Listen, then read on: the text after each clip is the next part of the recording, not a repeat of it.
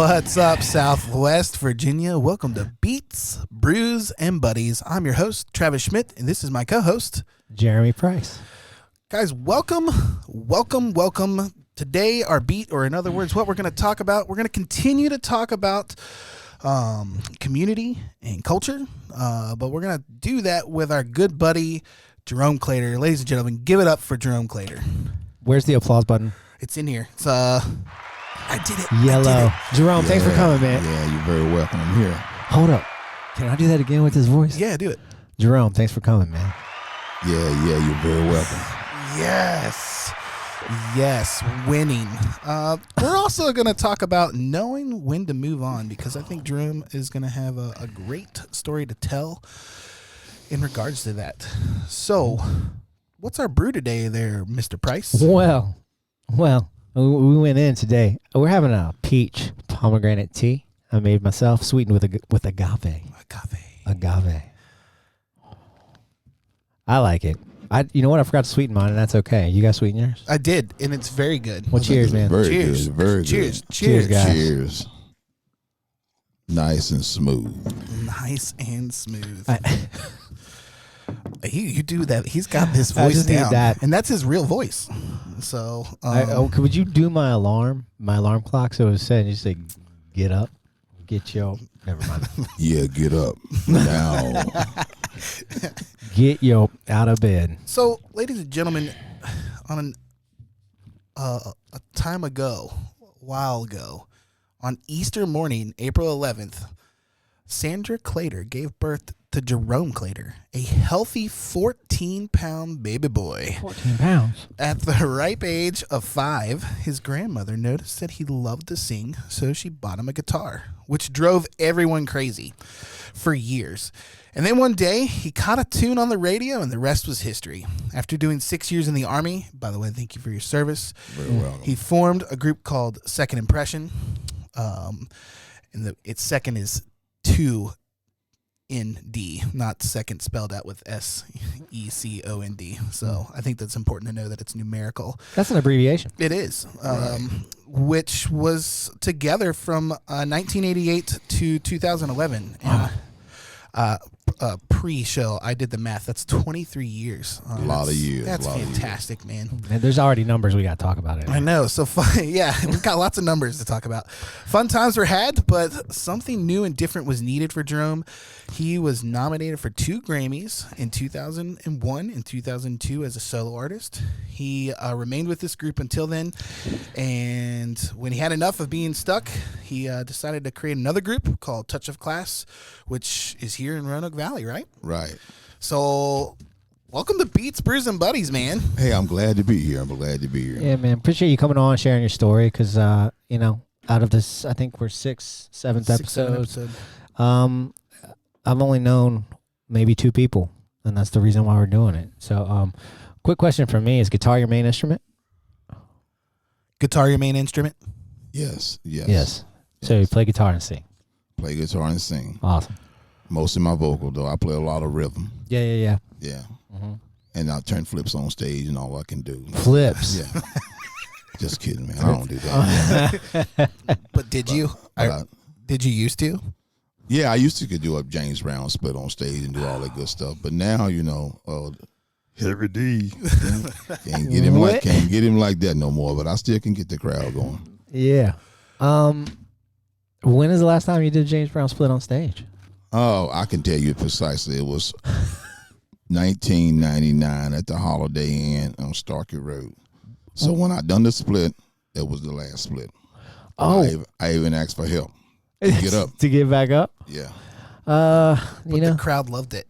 Yeah, it was New Year's Eve. Of course, they loved it. They had that alcohol going on. They loved it. Wow. So, Jerome, you actually, speaking of New Year's, you came out to a few years ago at my New Year's gig and came up on stage and sang with my group at the time, House of Schmidt. Right. So kudos to you. And that was a fun night, but it was even more fun when you got up on stage and it was like, oh, this guy knows how to draw a crowd. Like, look at him. He's got this energy. You've got this persona. You got the smile on the face too, ladies.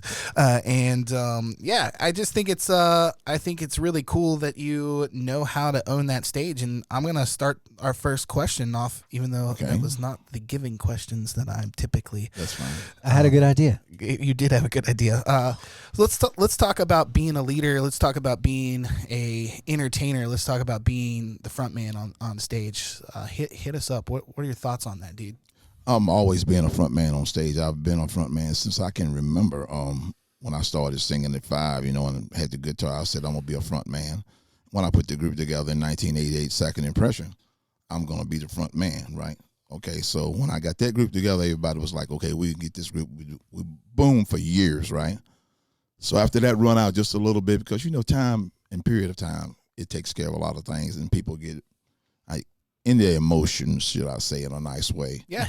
And then time moves on, because if one person ventures out and does a solo, but you're still a part of the group, a lot of jealousy and envy comes over. It happens. In fact, I'm getting ready to write a book called The Second Impression, because we messed the first one up. So, oh wow, yeah, that's cool. So, but being at the top, I've been with the main boys, and I've opened up for the main boys. But I've opened up for Freddie Jackson, Ruben Studdard, the Temptations. I actually performed with them, and the list goes on and on, and on. That's awesome. I have a connection with that. My little brother played with the Temptations in Iowa, of all places. So I think that's really, really cool. And I would almost venture to say the style of music that you sing predominantly is that style. Yes, and that is Southern Soul. Now, I do hit the charts too every now and then. I have to do what the people love, and the people my age love that music, that old school music, that Brick House, that, some James Taylor, How Sweet It Is, and it goes on and on. Some Ladies' Night, it goes on and on. He's saying Brick and House. I will. The ladies love that Barry White. So Yeah, man. I throw that on them all the time. I was on my way to, I play with a group called Lolo Chariot, and I was on my way to a gig with our bass player, and I just put on Barry White's Greatest Hits, and he just wasn't familiar. And he's got a few instrumentals, and I just looked over and see my bass player's face, just like, what is this? Almost like paper. I'm like, this is Barry White. Like, people sleep on some of that stuff. But like you were saying, you have to, you got to play what they want, especially here. Especially if you want to be busy, you want to be making music for people. You have to play what they want. And kudos for doing that. Yeah, I think it's easy to get on our egos in those moments. Have you done that as a front man, to just be like, nah, I'm going to sing what I want, not what you want? Have you? No, I've never been that way. Good for you. Because the fact is that you got to give the people what they want. In order to get gigs anywhere, I'm saying all over the world, because I've been to 7 countries singing, you have to give the people what they want. It's not about what you want. Yeah. Mm-hmm. I mean, because I might could sing bluegrass, and I can, but, I'm not going to sing bluegrass out there, but I give them what they want. Yeah. No, I mean, I think that's really important, especially for our younger listeners and viewers. I had to learn that the hard way, and I think it's neat to hear somebody that's done so much like you to tell people that. So thanks for that. What about leading groups? Frontman's a leader, right? Right. So what's your experience with that? Well, I've led a group. I mean, for the last 30 years plus. I mean, it's just being the front man it's not a hard job. But it can be a hard job if you make it hard. It's all about having fun. If you're not having fun at doing what you do, you don't need to be doing it. You don't need to be a front man. In fact, you don't need to be in a band. I love that. If you can't do what you need to do to make the people happy and keep them entertained, hey, maybe you're in the wrong thing. Yeah. I think a lot of people have trouble just admitting that to themselves, admitting that to other people. Just like you're talking about jealousy. The fact that you are a front man and you're admittedly a front man. I mean, I'm a drummer, and I have fronted things. I would say I have fronted them. I wouldn't say I'm a front man. Right. I try to come at that position from a more sincere standpoint rather than doing a show. I think there's many ways to do the job, but I love it when I'm performing with a group band, whether it's one night or a band I play with all the time, where that personality is known. And, you let that, you back up, let that be what it is, and you do your job. it should be easier for you to do your job if there's a guy out there, not just more than willing to do it, but good at it, or just willing to learn it. It's very important. You ever heard the saying that the better you get, the worse you are? I have heard it. It can happen. It can happen. Yeah, because if you let your head get swollen with a big watermelon inside of it, people don't like that. No, they don't. People like you to be real. There's got to be a little bit of humility with what we do too, and so I want to kind of go back to the numbers. 23 years with the group. I'm just not familiar with that, so I'll touch upon that. I mean, I know it's not the group now, and did that group remain the same in 23? How many? How many changes? 7 of us all stayed the same for like 14 years, and then the last couple of years we changed up. Okay. But so this was an 8 or 9 person group. 7. 7. So 7 total. Wow. Mm-hmm. Man, that's nuts. So what was it like leading those puppies? Oh, we were hot. We were on fire. We had the right chemistry, but then we started, venturing out with different ones. And when they joined the group, they didn't like this and they didn't like that. You know how it goes. That's the game. It's like I said, the better you get, sometimes the worse you are. Yeah. Mm-hmm. And it happened in that group. So, but I learned and I moved on. That's why I'm doing what I do. Well, Look, can we talk about, so first off, your bio is it's brief and it's about you, and I love that. But you got a lot going on. Yeah, I have a lot of. I'm the type of person who don't like to do a whole lot of bragging, but if you ask me questions, I'll tell you. Yeah. I like that. I identify with that as well. I've had the hardest time learning that you need to sometimes, or just probably won't know who you are. Sometimes, but so I love this, that it's about you and you as a person, but what are you working on right now?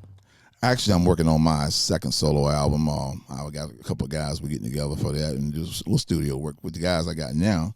Mm-hmm. I got some originals coming again. Where are you recording? Actually, we do the recording at Mega Records. Is that anywhere near town? I don't know. We'll probably go to Norfolk with this one. Mega Records will be Doc Holliday.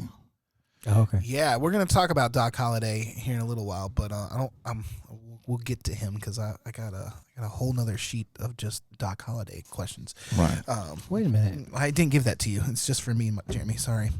So let's talk about how the music that you've performed since moving to Roanoke has shaped you as a musician. I want you to talk about the different groups that you've performed with, and finally the difference between covers and original music that you've written throughout the years. Well, first of all, getting to the originals, originals that I write is about life. I mean, about everything that's happened in my life, whether it's with something that's happened in the past. It could be an animal, it could be a woman, it could be parents, it could be whatever. But I write about my life experience. Yeah.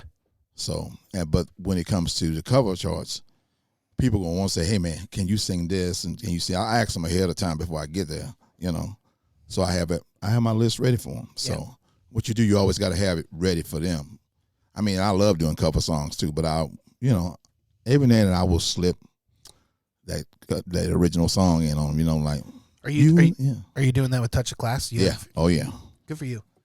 Yeah, I slip. I mean, we do like 2 original songs on, and then they say, "Who does that?" And I'll say, "Just get on YouTube and this is me, Jerome Claytor." Yeah. So you've only played with Touch of Class here in Roanoke, or was Second Impression around here too? Second Impression done some stuff here in Roanoke too in the past, a lot of stuff, but Touch of Class was a lot. Yeah. Have you? I guess I should have started with this, but have you lived here all your life, or? No, I'm actually from Franklin County, Ferrum, a little place called Ferrum College. Okay. I teach over at that college. Right. Yeah. So, but live here now and right. have been around. So that's still in our demographic, the Franklin County area. So I grew up in Ferrum, right across from the rescue squad. That's my hometown right there. You still live there? No, I don't live. My mom lives there. Okay. Yeah. I drive past it a couple times a week. That's my mom. That's great. Hey, Mom. Here's my mama. So talk to us a little bit about that music that you've performed here in Roanoke, and what's Roanoke been to you? Look, Roanoke is it's a great place to try to perform at, but it's a difficult place too, because a lot of places get a lot of bands in, and a lot of places they don't answer your emails like they need to. Yeah. Just call them out. Let's throw that out there because they don't answer the emails like they need to. Yeah. And I understand you got 50 or 100 bands coming at you this and that, but if you just hit us back and say yes or no, it'd be great. Don't put us on at least you'll know. Vine, you know what I'm saying? Yeah. Knowing is all. Yeah, just knowing. To speak to that as well, you play R&B and soul mostly. Actually, I do a little of everything now. Now. Mm-hmm. Yeah. I always found I had to hide a little bit of my love for R&B when I was growing up. There's a lot of rock and roll, there's a lot of bluegrass and country, and obviously pop music. But there was tons of it around here. Oh yeah. And I was playing music all over the place, but there seemed to be this other faction of people playing more R&B, more soul, more hip hop. And man, I would sneak in as much as I could. I probably watched you play and didn't know it at the time, but probably I appreciate you, standing in that style. Like I think sometimes in this area, that style gets a little overlooked, in my opinion. If I'm wrong, tell me I'm wrong. It does. It gets a little overlooked. It really does. I wouldn't be the player I am without that style of music. We're gonna ask you some questions later, not secret questions, just undisclosed questions. And one of my favorite artists. This is one of the questions. I guess I'm disclosing it. Is Brian Mcknight, man. I've been listening to Brian Mcknight since I first heard him. I didn't know it was Brian Mcknight, and then years passed, and then I heard some more Brian Mcknight. I was like, I love this singer, and I've certainly got really close friends that are like, well, you like this? I'm like, I love it. And I finally got to see him play a few years ago, but I've always had a special place in my heart for that music. And we were listening to some of your stuff earlier, and I was like, oh, cool. Soul Cat coming on. Love it. Yeah. I'm doing what I do. So playing that here, if you had trouble getting gigs, I mean, obviously you're working. I get a lot of gigs when they answer the email. Once again, let's put that out there. When they answer the email, I get a lot of gigs. Yeah. But a lot of people, not only me, it's a lot of other bands. It's not a certain variety. It's just you just need that chance. Just need that chance. When I get in there, they love us. And then they want us back, but then they won't answer the email. Let's throw that in again, Dave. Like, listen to the email. Answer your email. We're gonna change the name of this. It's not Jerome's home. It's Jerome's home. Answer your email. Answer the email. Yeah. No, I mean, you've been playing longer than I have, and here in this valley, and I couldn't agree more. So for those of you listening, it's just pick up the phone, send a text, send an email. It's just not hard. Like yes or no. We're trying to work too, right. And I'm not doing it for selfish reasons. I'm doing it because I'm passionate about it, and I know you're the exact same. I've played with this guy. He and I were filling lead vocalists for a group called help me out there. Do you know Jerome? Thorn Rose. Thank you. Thorn Rose. It was our production manager Ryan Hunt's group at the time. So on the mic today. Also. On the mic today. On board. Yeah. So Thorn Rose needed a three. Both gigs were right. 3 hours plus, weren't they? Sure was. So that's a lot of time, and it was not a lot of rehearsal, and so they decided to do two lead singers, right? Yeah, 2 lead singers at a couple local country clubs, and you guys nailed it. We had 2 or 3 rehearsals tops to do 3 hours worth of music. If that, right? I think we only had 2 rehearsals. 2 rehearsals. I think we only had 2. Yeah, and you guys did an awesome job. Well, thanks. So I appreciate you guys for that. Well, you showed up and you knew what you were ready and what we're capable with, and I showed up and I had my repertoire too, and it was cool to kind of work off with that. So I think if you are a front man, and back to that first question, or it's 2 questions, right.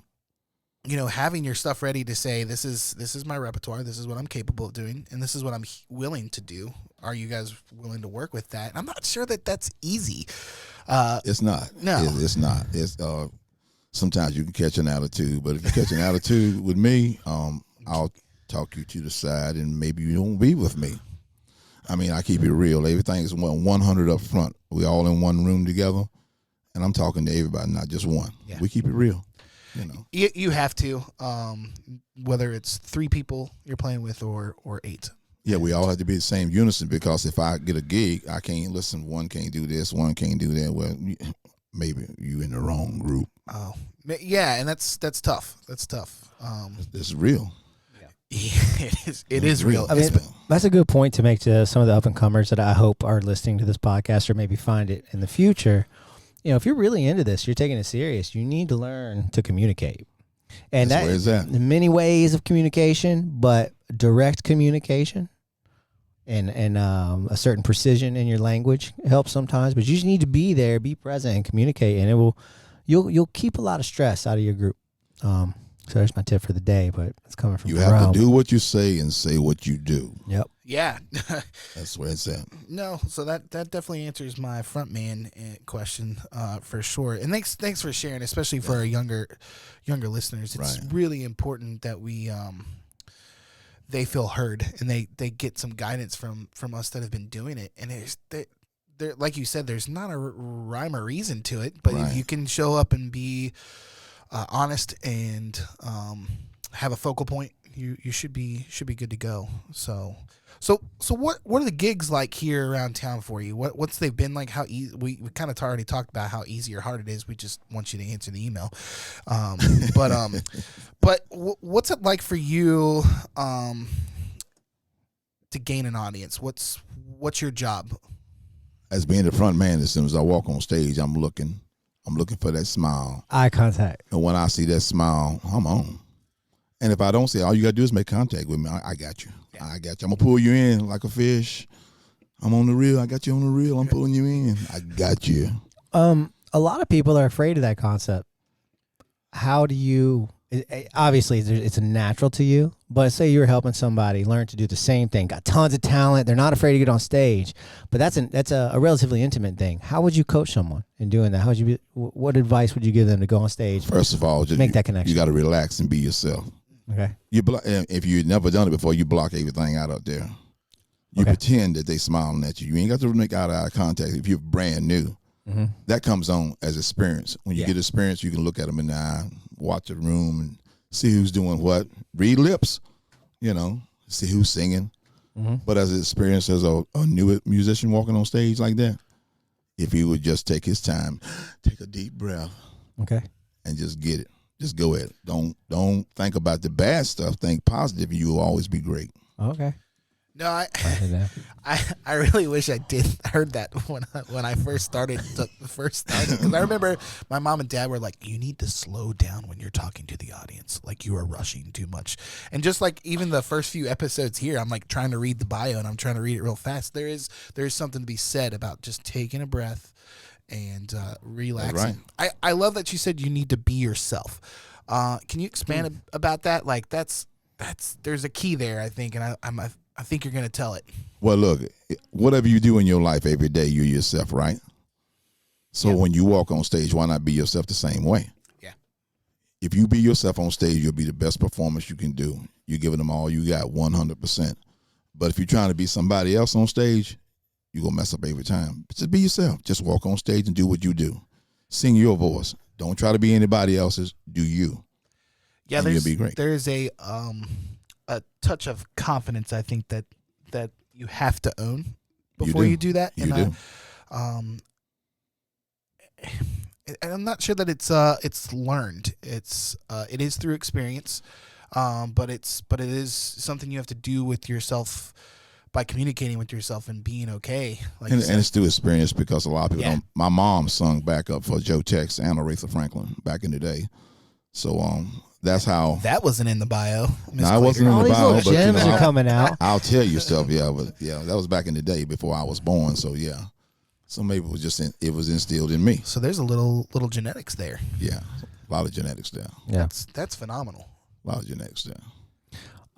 Compared to other places you played, how does Roanoke hold up in terms of maybe how the audience receives what you're doing, or what's different about playing elsewhere and playing Roanoke? First of all, Roanoke is a great crowd, but when you go overseas to Germany and places like that, man, they treat you think, am I Elvis? No. Yeah. Because they treat you like that because you're American. Okay. But over here, I mean, once you capture that crowd, you got them.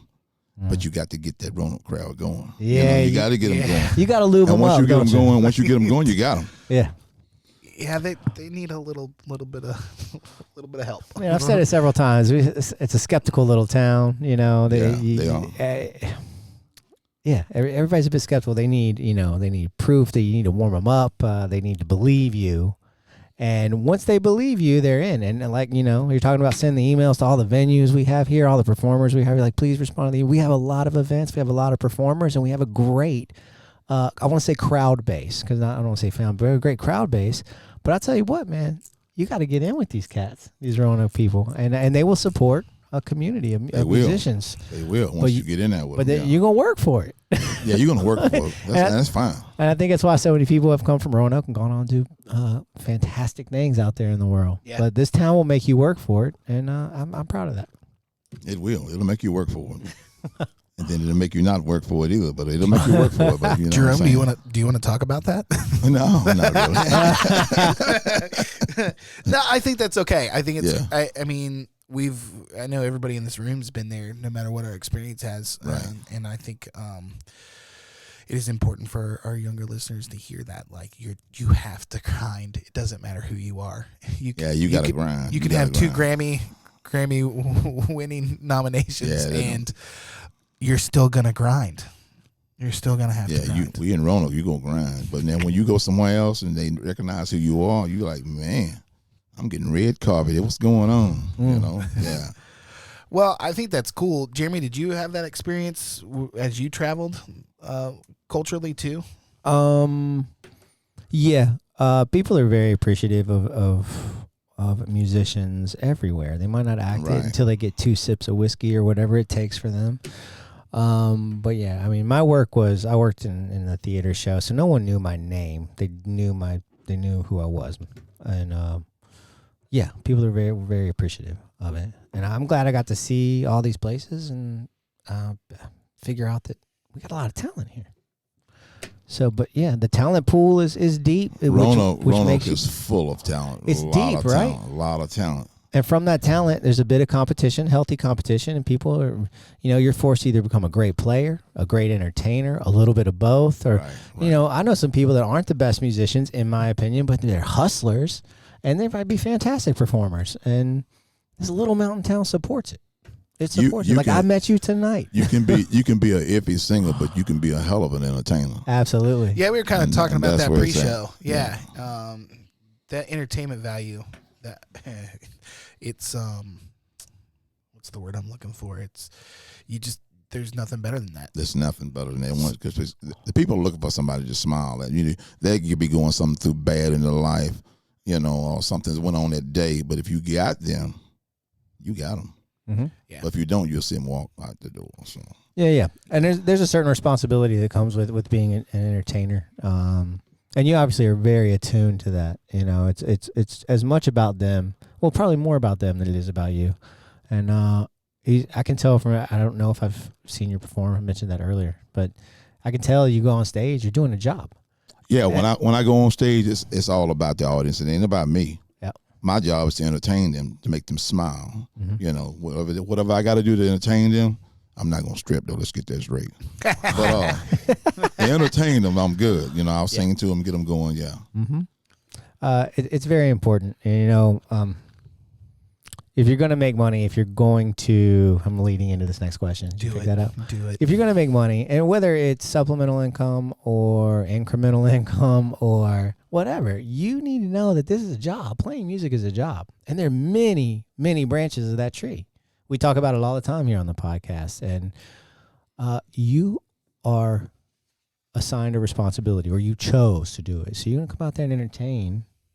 It takes work. It takes effort. And I like for the people who aren't musicians to understand that. Like, we put in our time. This is my philosophy on that. When you're a young musician, now listen to me out here, guys and ladies. When you do your thing on stage, when you go to your regular job at work, aren't you 100%? You have to do your job, you're 100%. If you're not, you're getting fired, right? Yeah. So when you walk on that stage, give the people what they want because they're expecting it. And then when you don't give it to them, you don't get no more gigs, bottom line. All right. Yeah. You heard it here. That's as simple as that. Yeah. Especially in a town like this. If you're going to get if original music is your plan, this is a great place to get warmed up, to do all that. And if you can make a Roanoke crowd sing original music, you've done something. Yeah. Things typically need a certain amount of approval from the outside world before we're like, yeah, we'll sing it. But that's not to say it doesn't happen. I'm friends with a lot of musicians and bands around here. I love their songs. It's okay to like original music, but you're gonna have to learn to give what an audience wants. And this is a great place to do it. Cover songs around here. Mm-hmm. Yeah. Well, there's a ton of great cover groups around here. And, Lots of cover groups. I'm not sure. I think Jeremy has exited out of my vocabulary the word competition. I'm not sure that competition has to have such a negative connotation that I've carried with it. And I think that there's a real healthy sense of competition around here that where our fellow musicians have pushed us. I know that with the groups that I've played with, I stole Ryan Hunt straight from his group. Poachers. Yeah. The band poachers. Rhinos. And I have poached and been poached. And I love those guys. And I've played with those guys, and I love them and I enjoyed them. And I mean, I'm sorry if I upset you guys if you're listening, but you find talent and you want to work with it. So I'm gearing towards this question that I wanted to ask from the get-go. In your bio, you talked about you needed something different. And I am not sure, even after 37 years of age, I'm getting better at it. I'll give myself credit. But I think it's real important for us to have that discernment and say, okay, I need a timeout. I need something different. Maybe it's a different genre of music. Maybe it's a different group of people. Do you mind sharing that story with us from what happened between Second Impression and your new group? You don't have to get needed. Well, I'm not gonna really get in detail, but it was time. Time takes over everything. Time takes over you and I in age. But when you got a group that's gelled together for so many years, and then one ventures out and does something to come back, feelings get hurt. People get involved. So back to what you were saying earlier, the jealousy thing. Yeah. So it was too much, and you just were ready for. Well, I was ready to go anyway because it was too much. You brought other people in the group, and it just got. Like I said, if you thought the Temptations book was good, wait till the Second Impression book come out. Yeah. Well, can you maybe at least tell us what made you want to do that? What made you say, okay, I know that I need something different? Oh, what made me do it? I just woke up one morning and said, look, I'm just tired of doing this. It's time for me to be a solo artist because all my kinfolk and fans and everybody like, hey man, you need to venture out and try something on your own. Yeah. So that's what I did. Good for you. And here I am, Touch of Class now. How long have you been with Touch of Class? Touch of Class has been together 7 years now. Good for you. Yeah. So you're almost as long as how long House of Schmidt. We were 8. Right. So is this same group from the get-go, or it's different? No, people? I've changed up. A lot of when you're trying to gel a group together. Yeah. It's like anything. It's like a job. When you come on a job, you can't get certain ones to do this, certain ones to do that, whatever. I've got the right ones now. I got the chemistry right. Oh, good for you, man. Yeah, I got them right. Do you mind telling us what it took to get there? Chemistry is so important. I know. I'm grilling you. Now, this is what Jerome do. Just listen to these young folks. I do a lot of scouting. When I wanted to get the certain guitar player, hey, I'm checking him out. Drummer, I'm checking it out. But you called me too late. I did call you too late. I did call you too late. I saw him at Kroger, guys, a week after, and I was like, I want to play drums for this dude. And I saw him, and I was like, hey, man, what you up to? Blah, blah, blah. You need a drummer? And he was like, you came to me a week too late. Yeah. And kudos for the other guy. And timing. Timing is everything. That's when I said timing. I picked up Paul Holloman. He's a beast on drums. He's just, he's awesome. What's his name? Paul Holloman. Spell it for me. Paul, I got that part. Paul. Yeah. HOLLO. MAN. Got it. Cool. See, I don't know. This is why we do this. Yep. I don't know this guy. I would like to think I know all the drummers. And I picked up Ree Rupert. She's a solo artist. She's really good. I saw pictures of that over the past weekend. Yeah. So I didn't realize you had a female vocalist too. Yeah. It's a game changer. Mike Waller on lead guitar. Glenn Holmes on keyboards. Jerome, I won't. Tracy Niblett on bass. She's really good. Yeah. Okay. Are these all Roanoke local? These are all Roanoke locals. See all these people. I told you I scouted. I do my scouting. Is there a place? So by the time this airs, it will have already happened. But is there a place I can come see you play? Actually, Ryan, what's his air date is in May. May 17th. So yeah, you guys got anything? I'll be playing at Twisted Tracks April 2nd, Okay. 6 to 9. So that would be Back to the Future for this episode since Right. we're airing in May. So hopefully you went and saw that. from 6 to 9. Do you have anything 6 to 9. summertime? Summertime like May, June. Lots. So just check you out. We'll boost that at the end. Any website or anywhere we could find it. Oh, actually, you go on Facebook, Jerome Claytor, and touch class, you'll see it. Yeah, Cool. Got it. I'm going to do a post tonight. Matter of fact, the gig's coming. Okay, Man. cool. You know how we got to set aside time to post things.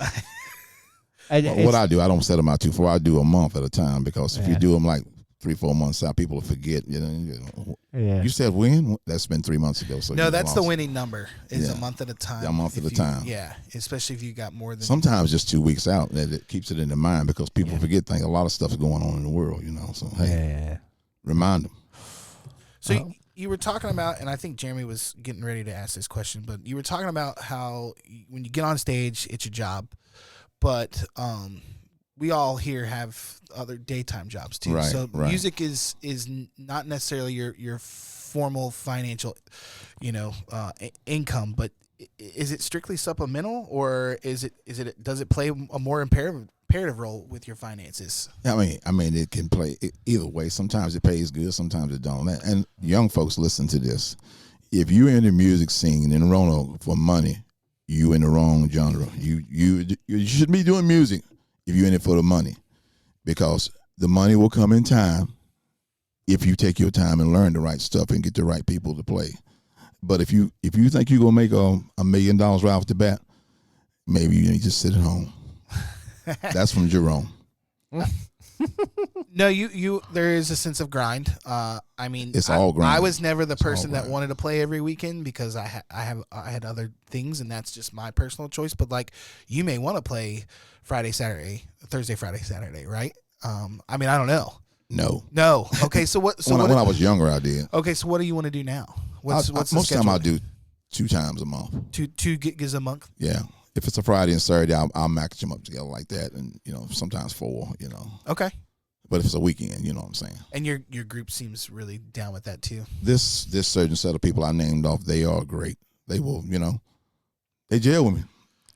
What makes that chemistry so good for you? Before you answer, we talked. I think our first episode just talked at length about chemistry. Yeah. And we're not talking about just you play the licks that this person smiles at. We're not talking about that. We're talking about the full chemistry of the group, even off stage. Like, you have a good time hanging out with each other. Is that a part of it? And please elaborate on. Yeah, it's a part of these guys and lady. They understand me so well when they can read me on stage so good. Like the next song I'm going to, right? Mhm. If I flick to them when I'm doing my spin, they know what I'm doing. Boom, next song. They know everything I'm going to do. This is an experienced group. Youngest person, 41. Okay. Oh, The value of that is huge. That's where it's at. Yeah. Huge. how many times do you guys practice a month? I'm like totally interested in the logistics behind all this. 5 times. You practice 5 times a month. Mm-hmm. Like it's like once a week, pretty much. Sometimes twice a week, Sometimes. even now. Yeah. There it is. There it is. Well, the old saying is proof is in the pudding. If you ain't got the proof in the pudding, you ain't doing that no way. No, I couldn't agree more. So, I think that practice is. You got to get it in. Yeah, I mean, and how many songs do you have in your repertoire? I do at least 30 a night. Yeah, but how many do you get? Do you rotate, or do you? I rotate at least around 500 different ones. Daggone. Good Lord. Yeah. Been at it for so a 500, minute. 500 Yeah. was the number I was looking for, Yeah. ladies and gentlemen. You got to keep a different, just keep rotating the different songs. That was really hard for House of Schmidt in all seriousness. And I was dead set on like, we are never going to play the same set twice. And that was something big for me. And it's very validating to hear somebody else that's like, no, I'm going to play great stuff, but it's not going to always be the same. Now, You got to rotate it. You got to rotate yeah, you it. have to rotate Yeah. stuff. And so I think that's really hard, but you have to have You got to 500 do songs. it. You got to do it. Or more. Yeah. Or more. Jerome, you're a humble overachiever that takes the craft seriously. What are some of your favorite moments, your biggest moments for you? for you? Maybe people you played with or moments you've had in the industry. What are some of your favorite? Well, first of all, let's get my first solo out the way. When I was 7 years old, I walked up in the middle of church and sung "Precious Lord" by myself. That was oozing out. That was very, that was a moment for me. Okay. And my biggest moment is when I got off the plane in Germany, in Ansbach, Germany, and the people was out there waiting on me to do this album. They was just screaming, and so I'm looking behind me. Mm-hmm. Who were they waiting on? It was me. So that was really good. And you know, when I got the Grammy nominees, when he told me that, I was like, the first one, I was like, are you for real? Yeah, you need to come on down here to Norfolk. I need to show you this and blah, blah, blah. And I said, okay, I'm headed. And then the very next year, I got another one. Yeah. Wow. So it like blew me away. So those three things. Very blessed. Very blessed. Well, you sent me this message from Doc Holliday, and I'm gonna read it, and then I want you to tell our viewers who Doc Holliday is for those that don't know it. Right. It says, Jerome, you know, I drive past Roanoke all the time on my way down to Sony, Nashville, and every damn time I say I'm gonna stop and see you perform, but it's never on the days I'm going through. I was always a big fan of yours, way back in the days when you were in the band Second Impression. He spelled it wrong. Shame on you, Doc Holliday.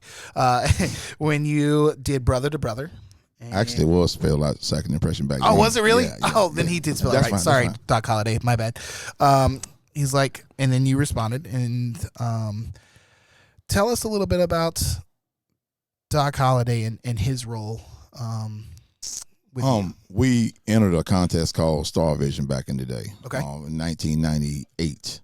It was right here in Roanoke. He came to Roanoke, and we won it.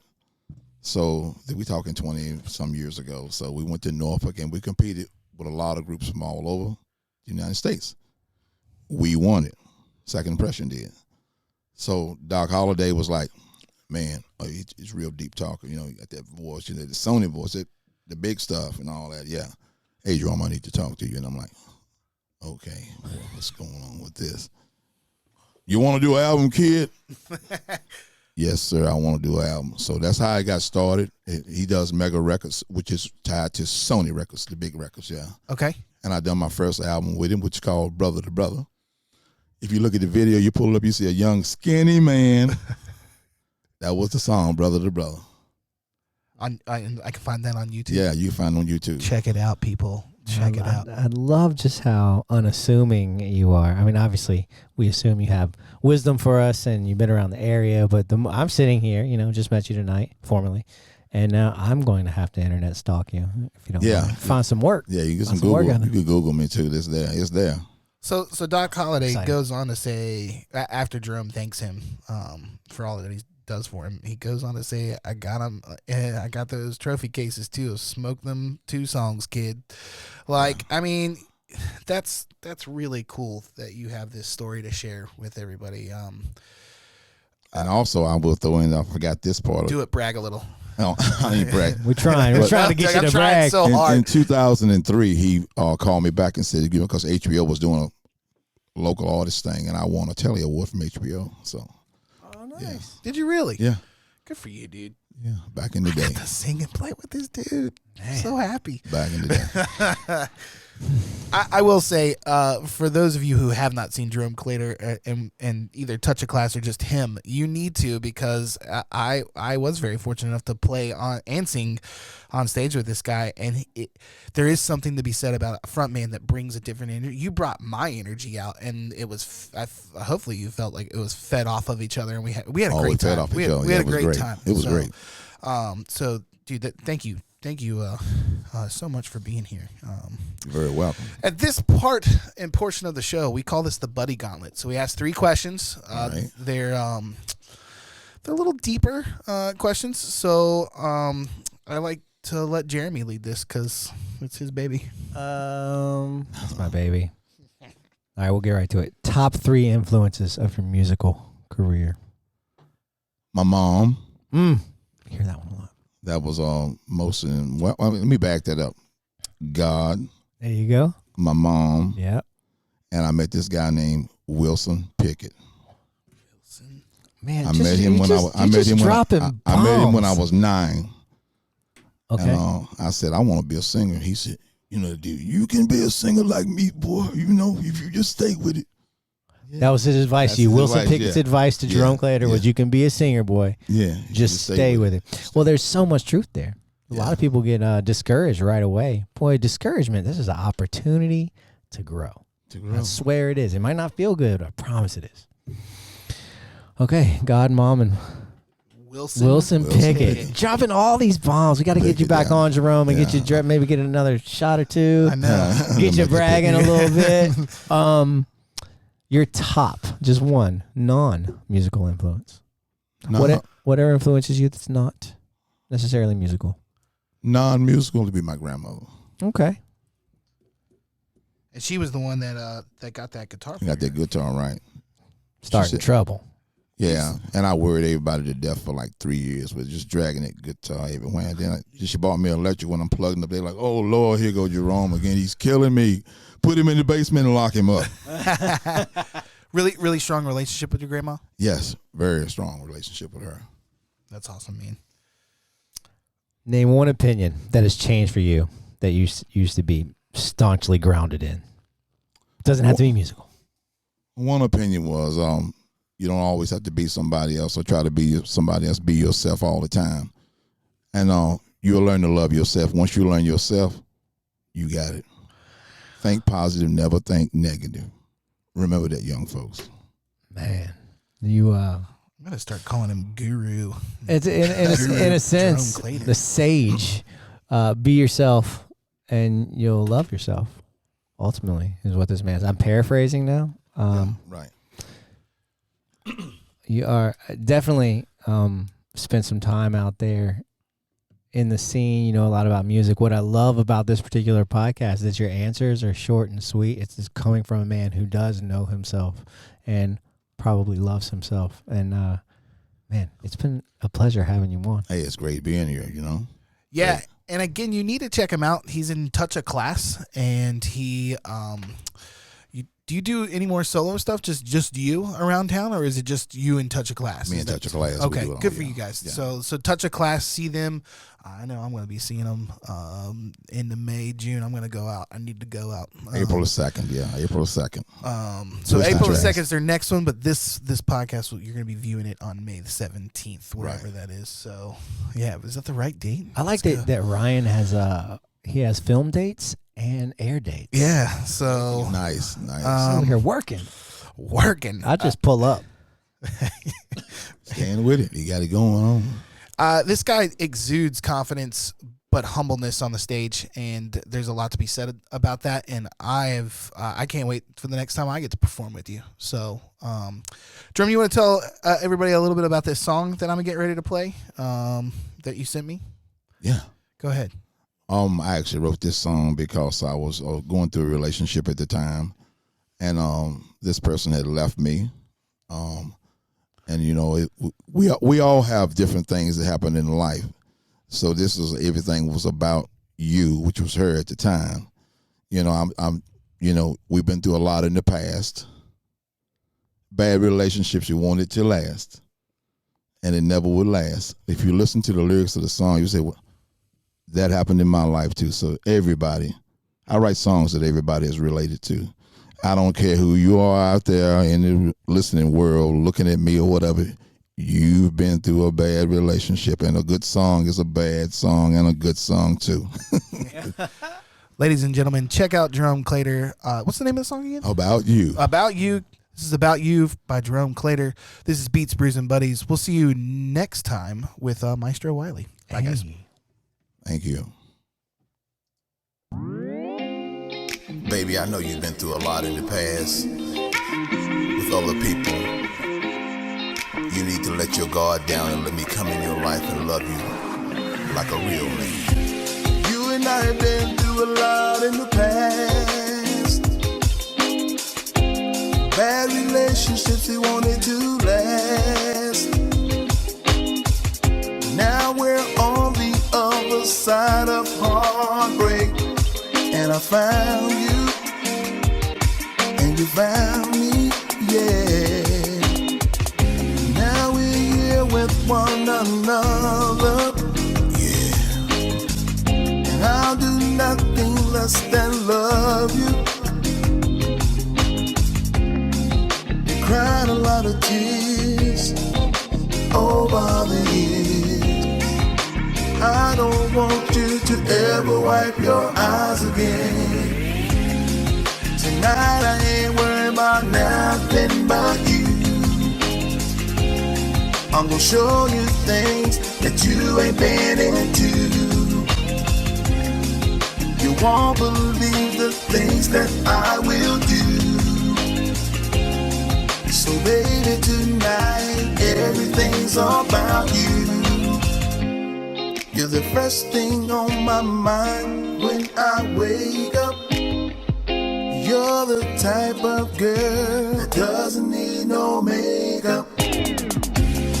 I don't know much about you, but baby, I want to. And you know nothing about me, but baby, you ought to.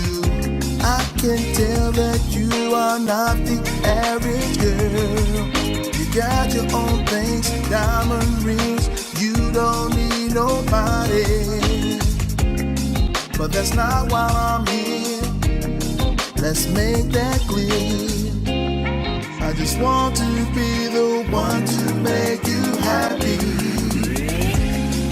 Tonight I ain't worried about nothing but you.